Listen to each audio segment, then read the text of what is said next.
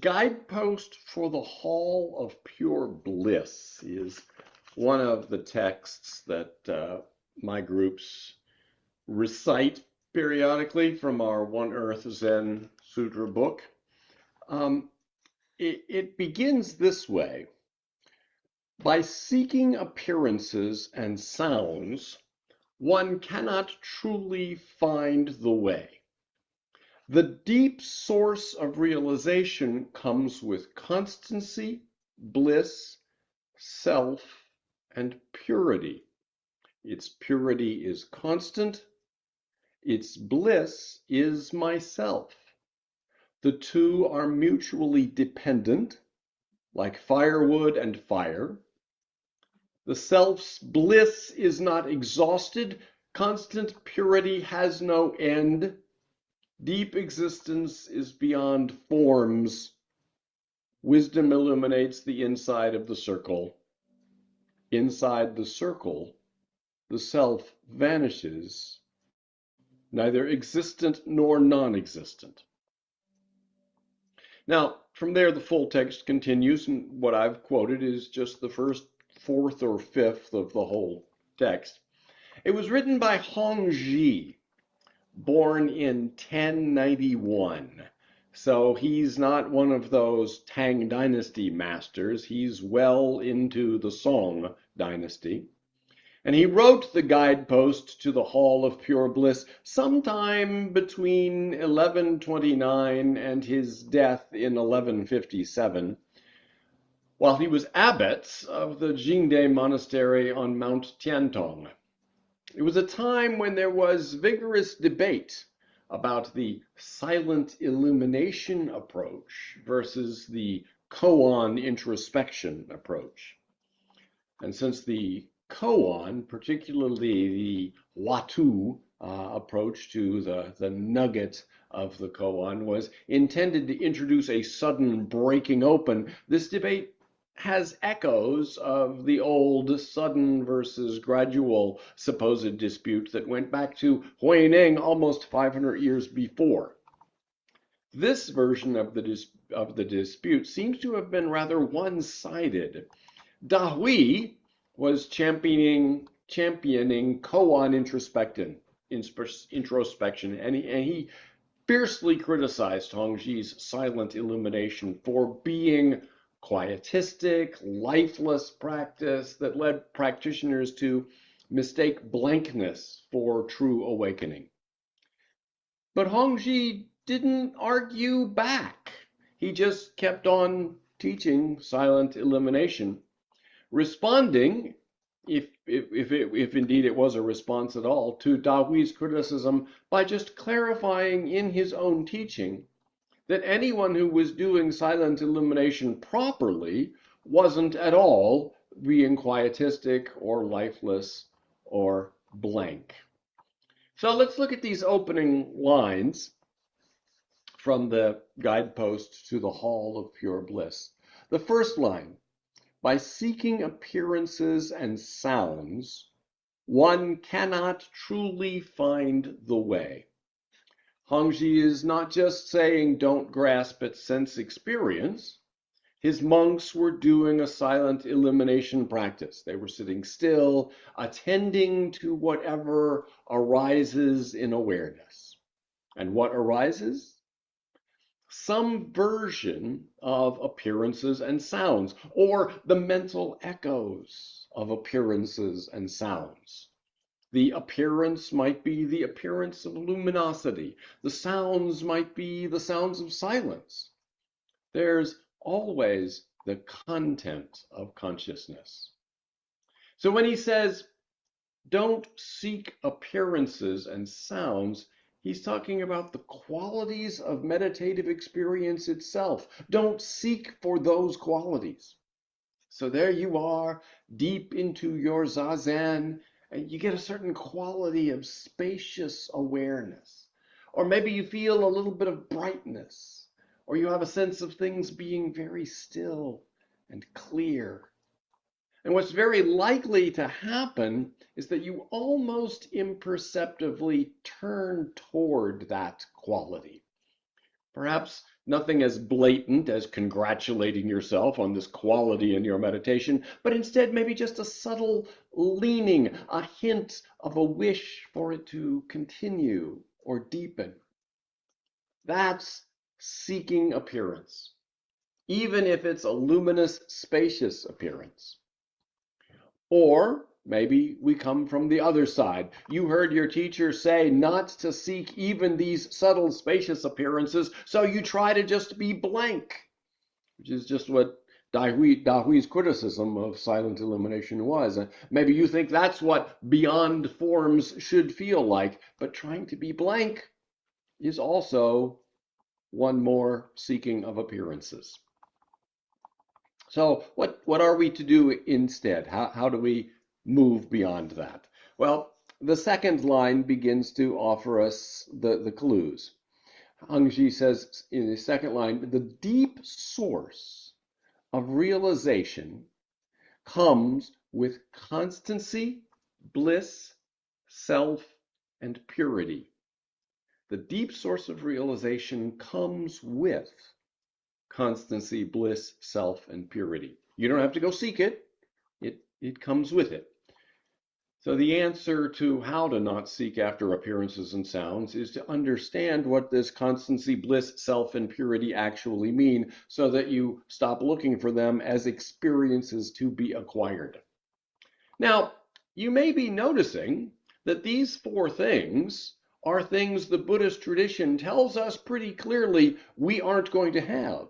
Constancy, the teaching is impermanence, not constancy. Bliss, the teaching is that life is dukkha. Self, the teaching is no self. Purity, the teaching is that there is no purity, everything is composite, a mix, impure. So what's this talk of constancy, bliss, self, and purity? It's an interesting angle for Hongzhi to be taking.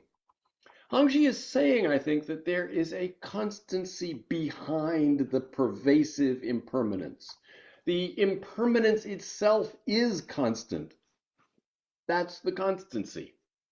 The constancy he's talking about is not the persistence of any phenomena, but the unbrokenness of the luminous ground itself.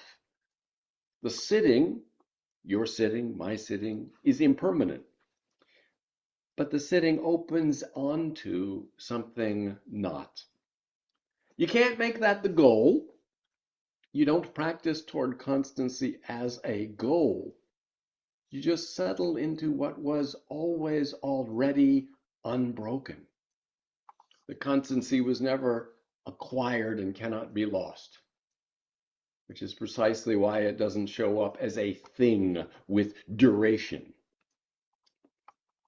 In this regard, I was reminded of case number 29 in the Blue Cliff Record and case number 30 in the Book of Serenity.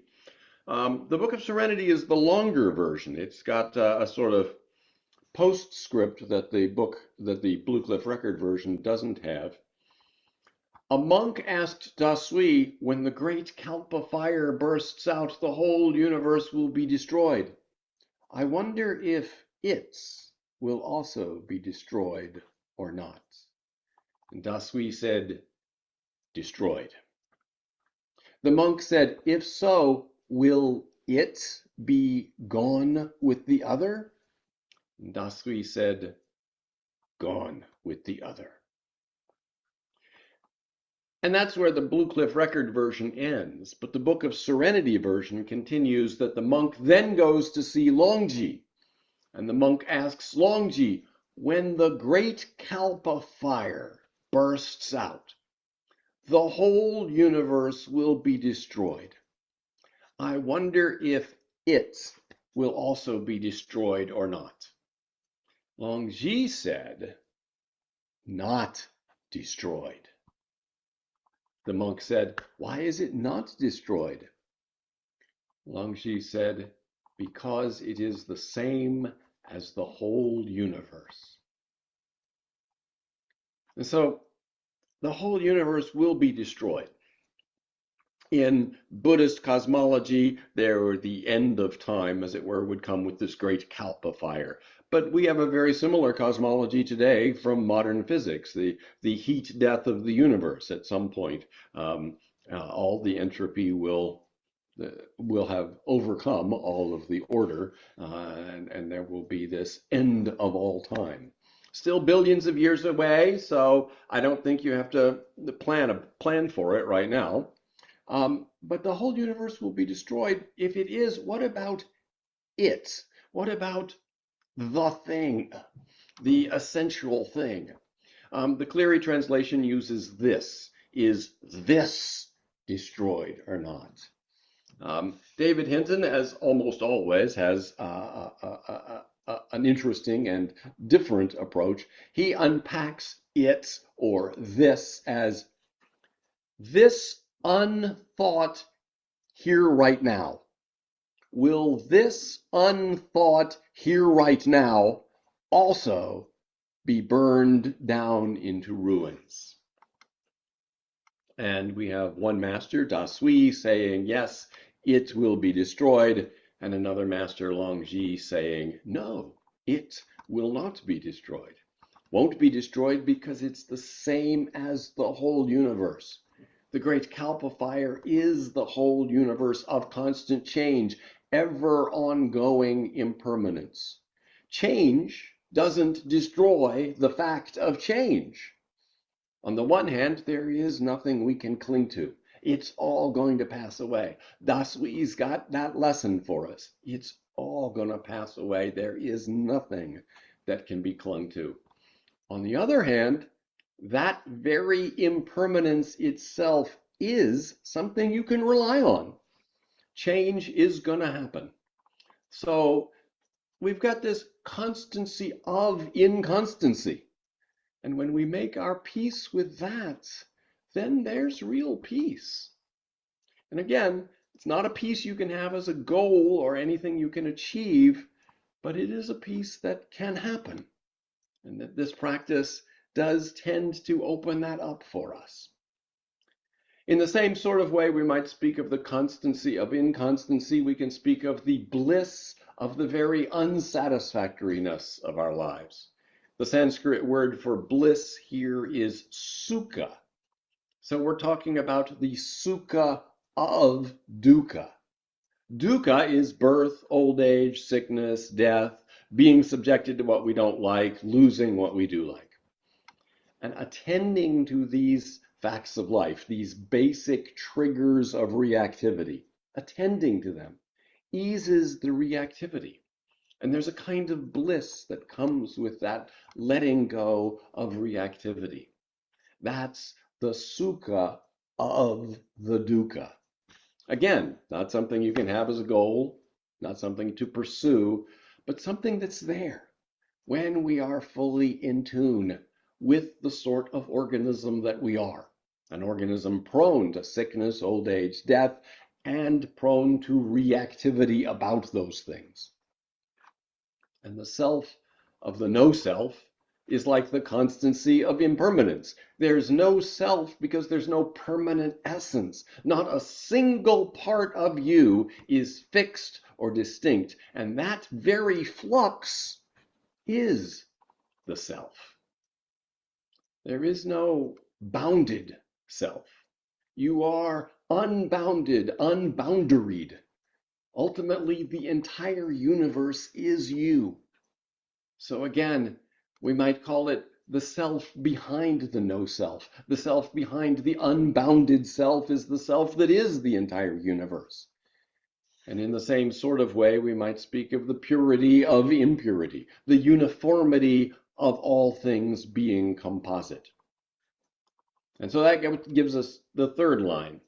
Its purity is constant, its bliss is myself. So we've got these four terms, constancy, bliss, self, and purity. And now Hongzhi puts them into pairs. He pairs purity with constancy and bliss with self. There's the constant inconstancy of the purely composite, and the no self with its bliss of unsatisfactoriness. And so then the fourth line these two are mutually dependent, like firewood and fire. Now, you might think, first of all, what I thought when I first read this text some years ago, that this is not a very good example of mutual dependence. Wood doesn't depend on fire. Wood would be just fine if there were no fire. And for that matter, we can have fire without wood. By Hongzhi's time, the Chinese had been burning coal and even natural gas for centuries. You didn't have to have wood to have fire, and you didn't have to have fire to have wood. In fact, interesting little historical note, by the way, by the 11th century, when Hongzhi was born, a population boom had made timber quite scarce, and the Chinese economy had shifted to coal. In metropolitan areas, there was almost no burning of wood. But we're invited here to imagine a particular fire in a fireplace or a campfire, say. And that fire of our imagination that we are envisioning, that we conjure this image of, that fire does depend on the wood that it is burning. And the wood at issue isn't just wood, it's firewood, which is wood that either is burning or has been prepared for burning by being cut and split into size. So wood wouldn't be firewood if there were no fire.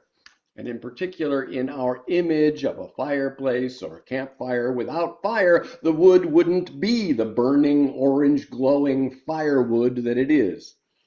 So, wood could exist separately, but that wouldn't be that firewood without fire. And there can be fire from coal or natural gas, but again, it wouldn't be that fire without the wood that it is burning. I'm just saying that in order for the mutual dependence to work in this case requires a particularity, a particular wood fire as we are imagining it. There is no general dependence of fire on wood or of wood on fire. And it's that particularity, I think, that contributes to Hongzhi's point. He's talking about a particular instance of things being mutually dependent. So what he says is the two are mutually dependent, like firewood and fire. So what are these two things that he's talking about are mutually dependent?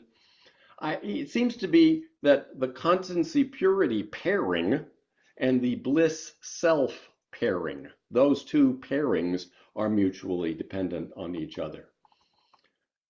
And like the firewood and the fire, they're not mutually dependent. In general, their mutual dependence is particular. Your particular bliss self depends on the particular constancy purity that you happen to be in the middle of. Hongzhi signaled that particularity when he pivoted from self in the second line to myself in the third line. And then we have the self's bliss is not exhausted. Constant purity has no end. Deep existence is beyond forms. So, existence is impermanence and no self and dukkha and all things being composite. Deep existence is the constancy of the impermanence, the self of the flux, the sukha of the dukkha, the purity of all the composites. And in Zen, of course, wherever we see a dualism, in this case, it's the dualism of this existence and deep existence. Whenever you see a dualism, you know the next move is to collapse that dualism, to see the existence and the deep existence as really the same things. And so forms and beyond forms are really the same things. They come back together again. And in our practice, we live in both descriptions at the same time until we get comfortable with the sense that they really are the same thing, have been from the beginning. Because they are always right here, and we are always in the midst of them. We don't have to seek for them. seeking appearances and sounds, one cannot truly find the way. That was the first line. So the next line, Hongzhi says, wisdom illuminates the inside of the circle. Now, what circle? He hasn't been talking about a circle up until now. And I think the circle here is the circle of impermanence, the constant arising and passing away of things, the constant inconstancy of dependent co-origination, the pratitya samutpada. Calling it a circle evokes that feeling of continually going around and around, and yet also never ending. Notice that wisdom does not illuminate the circle itself. Wisdom illuminates the inside of the circle.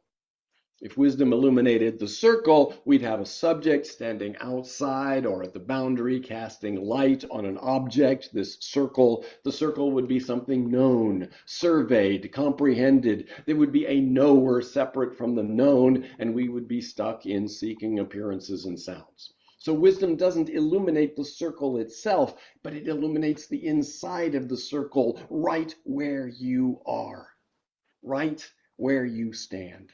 It illuminates the midst in which you always find yourself, the particularity of your specific constant inconstancy, your particular selfless self and blissful suffering.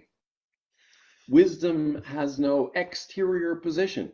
It doesn't step back to see the circle as a circle, but it does illuminate what is immediately here, the grace of your life that you cannot earn or deserve or seek. This is why the self vanishes inside the circle. Rather than being absorbed into the circle or transcended by the circle, the self doesn't merge with the totality as one thing merging with another. It vanishes because the position from which it was positing itself as a bounded entity inside a larger whole turns out to be unavailable. There is no inside looking out, there's only inside. And this retroactively clarifies the opening caution about don't go seeking after appearances and sounds very precisely. Seeking appearance and sounds is attempting to illuminate objects, to find things within experience that will yield the way. Even seeking the circle itself, seeking totality, seeking Buddha nature, seeking the ground, still the same structure. Wisdom doesn't find the circle.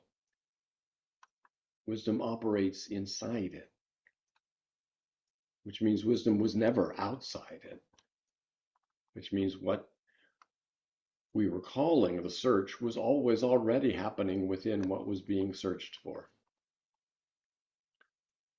And so finally we get to the last line of the portion that we're looking at today, the last line of this first fourth or fifth of the whole text.